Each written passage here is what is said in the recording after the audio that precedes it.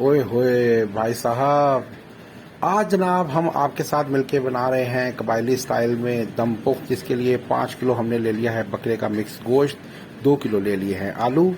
अब जनाब ये मिक्स गोश्त जो हमने लेके रखा हुआ था इस पे डालेंगे हस्बे जायका नमक और अच्छी तरीके से कर देंगे मिक्स। अब जनाब हमने पतीली ली है, इस पे नीचे बिछा दी है हमने अच्छी तरीके से बकरे की चर्बी। इसमें हर चीज़ हम डालेंगे ऑर्गेनिक।